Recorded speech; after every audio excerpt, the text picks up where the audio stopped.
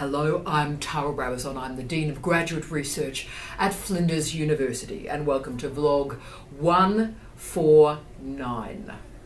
Respect now, always. Now, this is a very serious vlog, this one. It's politically important, it's socially important, it's intellectually important. And I have the great privilege of talking with one of the truly brilliant people in my life, Ashley Merrill. Ashley is a friend of mine. She's also a remarkable colleague. She is the head of our progressions team at Flinders University, and she's worked in universities around the country, multiple states, and also through multiple industries, including law. Now, we are dealing with sexual assault and sexual harassment this week. So this is a big week. It's an important week. It's a controversial week. And this week and what we talk about might make you feel uncomfortable. You can certainly disagree with us, and we're presenting this dialogue and debate for you to agree and disagree. But what we're trying to do is provoke thought. And so Ash and I have been thinking about this vlog, for 18 months or so. And I'll tell you how we got here. In 2016, there was a survey of Australian university students conducted to assess the levels of sexual assault and sexual harassment in Australian universities. And the resultant report was released by the Human Rights Commission on August the 1st, 2017, with the title, Respect Now, Always. So this report demonstrated some very disturbing trends, both in undergraduate and postgraduate education, between students and staff, but also on university facilities and indeed in places like public transport and so forth. Now, PhD students were a very small part of this survey, and the numbers are always unclear, but let me just state clearly, one case of sexual assault or sexual harassment of a PhD student is one case too many. And that's what we're going to talk about today. Now, Ashley, on behalf of the Office of Graduate Research in Flinders University, attended specialist training last year and an information session so that the Australian universities do handle this properly. And so Ashley is going to share her expertise and what she learnt from that training with us today. So we're going to talk about this topic carefully, with as much dignity and care and respect as we can, because also Ash and I are both aware there are people watching this video around the world who right now, today, are confronting sexual assault and confronting sexual harassment. So we are with you, and we just want to open this topic out for conversation. You're free to disagree with us, but let's talk about it.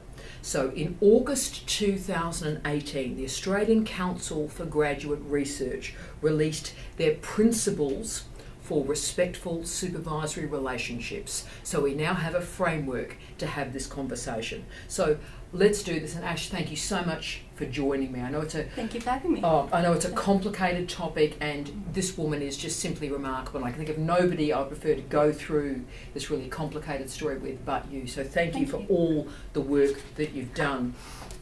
So if I can, Ash, let's start with the difficult first question.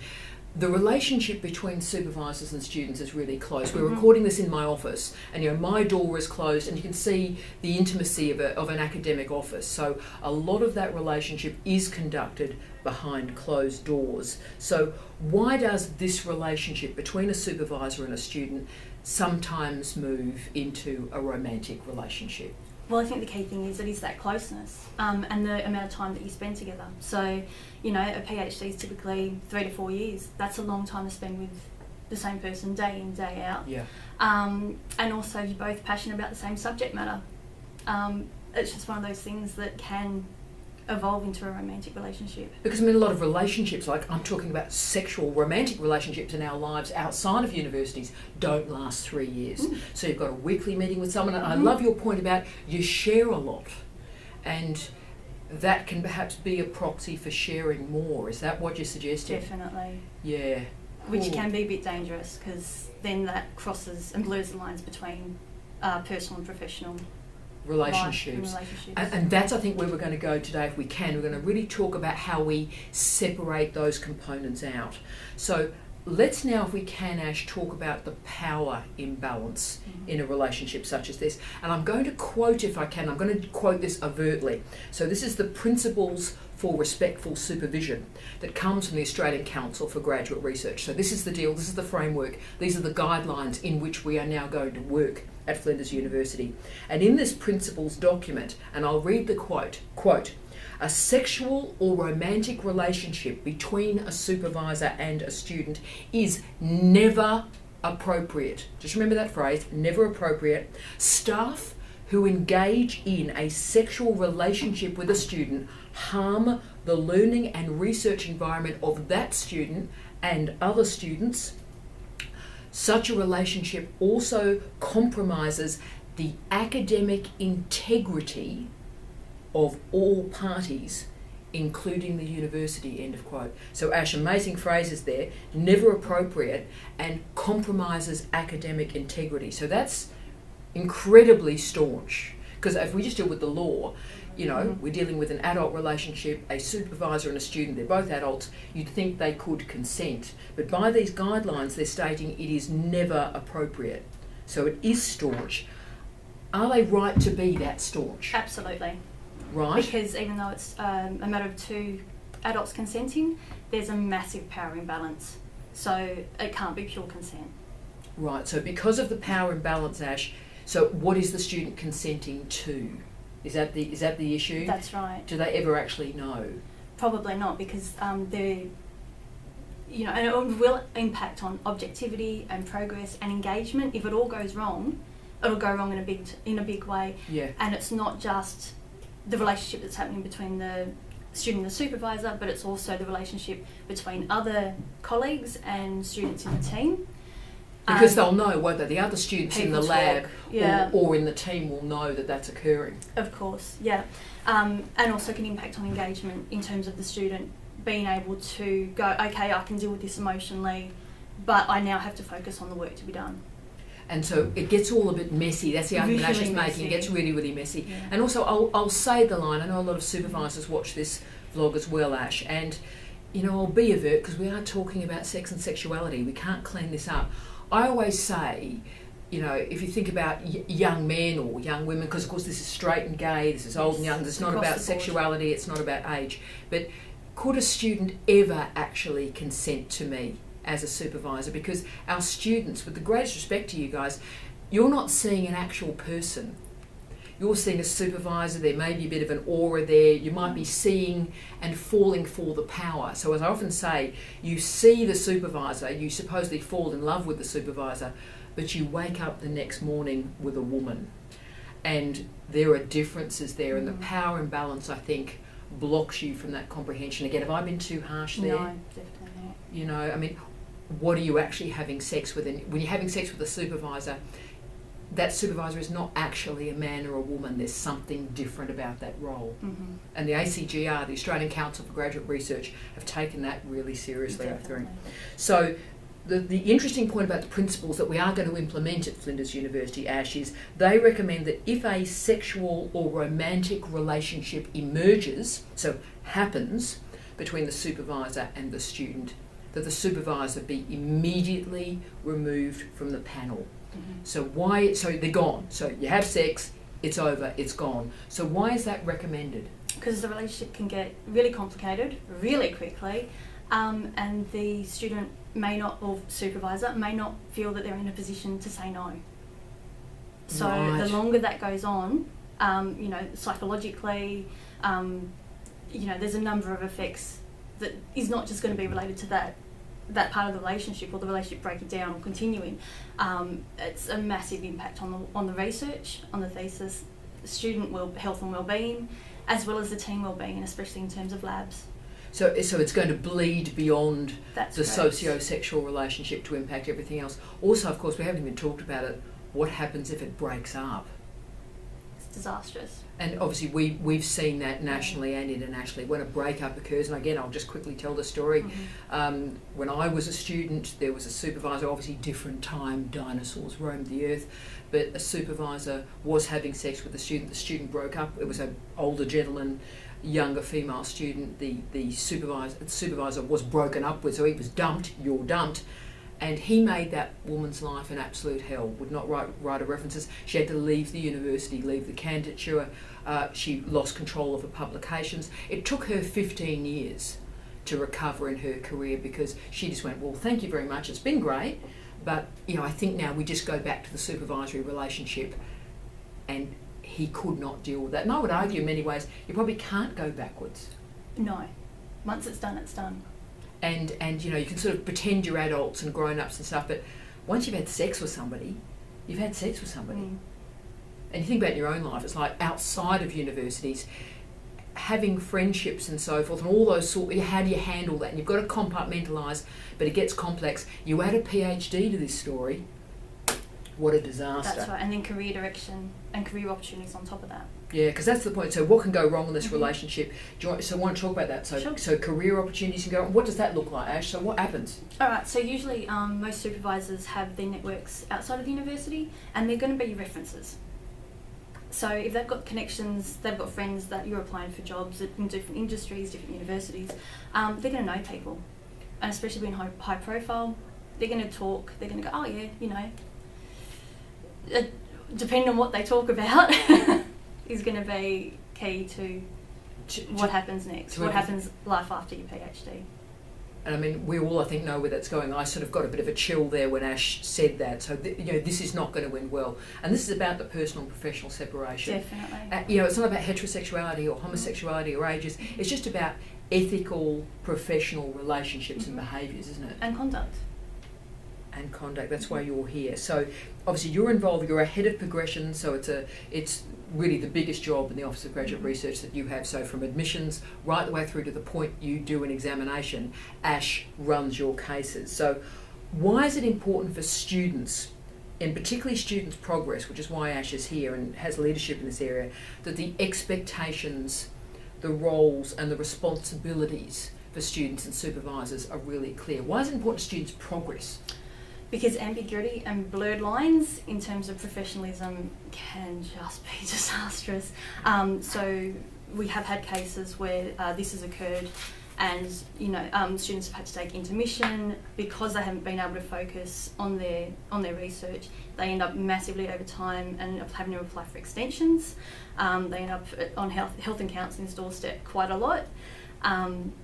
And yeah, so, if you're planning to go, yep, cool, I'm going to have my PhD done in 3 to 4 years, it's going to have an impact. Yeah. Especially if you're relying on your supervisor to provide feedback. If something's gone wrong there, you're probably not going to get feedback timely, if at all. Yeah. And that will massively delay your life ultimately, because you're going to need your PhD to go on to the next. Really well said. And guys and girls, that's why last year, we knew this was coming obviously. Last year, Flinders University was really the first university in the country to put in place this very clear supervisory and student charter. So if you put Flinders University, supervisory charter up, this will come. So this is on the web. And so what we really recommend for students, all students, wherever you are in your progression, if you're just starting, print that out and take that to meeting number 1, and it very clearly lists those roles, doesn't it? So would you do this right at the start? So let's talk about how this operates. Yeah, I reckon day 1 of your candidature, have a meeting with your supervisor, whole supervisory panel, because Yeah. Yeah, and just go, okay, from the get-go, this is what the next couple of years, 3 to 4 years of my life is going to look like. Would you, and this is just a woman-to-woman conversation, Ash, would you raise it overtly? Would you say, so this is about a professional relationship, this is the student saying these are my expectations, this is who I am, noting that we've often talked about the average age of our students that start is 36, so these are adult men and women. So, you are an adult, you've got all this life experience, but would you actually say, look, this is the sort of professional relationship and support I require? Definitely. Especially because there are some areas where it's a normalised culture. And this is just the done thing, and it really isn't. And this really should not be like considered as normal. Can we just unpack that just a little bit? Because I just got chills there as well. So in some disciplines, in some paradigms, in some universities, the idea that sort of the socio-sexual relationship, the blurring of lines, is quite common. So therefore students don't even know that, you know, they could actually separate themselves from it. That's correct. Yeah. So I would be, you know, I've talked about this with you guys before. What I would do is none of my students have my home address. None of my students have my mobile phone number. I adore my students. I care for them desperately. But I'm very, very clear about boundaries. So maybe, you know, this year going forward when we're implementing these principles, being overt Definitely. in the discussion of those boundaries is important. Definitely. Right, let's get harder if we can. There are nodes of incredible challenge, I think, in these professional relationships when things get really, really, do we say sticky? We probably do, between students and supervisors. So when supervisors and students go to conferences, or there's field work involved, or remote visits that we see a lot, and particularly in clinical areas. So how do we manage these difficult contexts where students and supervisors are away from their normal day-to-day behaviour and socialisation and practice and home? So are they particular danger points? They are a bit, and I think both students and supervisors need to be aware that there is, you know, the potential for, you know, things to go further than would probably be appropriate, especially after a couple of drinks or, you know, social gatherings and away from home. But ultimately it shouldn't matter whether you're on campus or you're not. Like it should be the same level of professionalism. And can I be staunch on that? So, of course, the argument would be, you know, when in doubt, blame the victim. Oh, well, if you're a student, you know, don't have 3 or 4 drinks at a conference. And actually, that's blaming the victim. You're an adult. If you want to get drunk and fall over, that's your business. It is then, I think, about the supervisor understanding the boundaries and parameters. That, you know, if somebody is drunk, that has no impact at all on the decisions that you as a supervisor make. Is that fair enough? Definitely. 'Cause I mean, and even if you've discussed those boundaries already, then that's go already anywhere. what the guidelines are. Then you can go That's anywhere. it. You can do field work, you can do remote work, you can go to a conference, you can have 2 bowls of wine and sleep yourself in a lounge suite at a conference. None of that matters, but be aware of those nodes and maybe discuss them early too. Definitely. That, you know, the game isn't different, the rules aren't off. That's right. And you know, separate hotel rooms. I hadn't even thought of that. Yeah. Oh boy. Right, so let's get to the institutional one. See how great she is. Let's get to the institutional one if we can. So how can we as a university ensure that you as our students are safe? So I use the phrase culturally safe a lot and I mean it. So how can we as the OGR at Flinders enable the cultural safety of our students? What can we do? Okay, so every OGR staff member has been Yarrow Place trained. So we're completely across the process from when you feel comfortable to disclose as to whatever outcome and result that you want. The important thing is that we are more than anyone that you feel comfortable disclosing to in the OGR. Our door is always open and we are more than willing to help in whatever way we can. Whatever you do disclose will be strictly confidential and your privacy respected, and whatever happens after that is completely in your control. Yeah, so all of us have been trained. We should actually say for our international viewers too what Yarrow Place is. Okay, so Yarrow Place is the sexual assault and sexual harassment clinic. Clinic? Yeah, clinic that's based in Adelaide CBD, and they do, you know, the whole bit from like forensic testing, police involvement, that sort of thing. And so all of us in the Office of Graduate Research, every single staff member from the senior staff like Ash and myself, right the way through to our more junior administrators, every single person has been trained is, okay, so this person declares, this person presents, walks through your door and trained, this is what we go through for you, okay? So you are not on your own. Get yourself culturally safe. If you have to just walk into the OGR, you walk into the OGR, and every single person you talk to has been trained and will care for you on your terms. So if you just want to tell somebody and have it not go any further and maybe get some support, we can do that for you. That's right, and we can come up with strategies for you as well.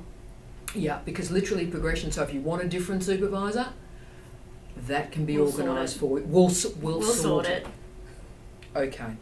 Last question, Ash, and thank you so much for this because it is such a difficult conversation. I feel all a bit pins and needles myself. It's a bit weird, but I'm glad we're having it, and I would follow you through hell, madam. So the final question is, why does this matter so much? Why have we taken you and I 18 months of talking and conversations to get ourselves to this gig today in front of a camera? Why does it matter? Because university should be a safe space, and it should be working in your best interests to develop professionally and personally, and you shouldn't have to go through this. Yeah. And we want you to succeed and do your best without having, like, you know, doing a HDR is stressful enough as it is, without additional... Yeah.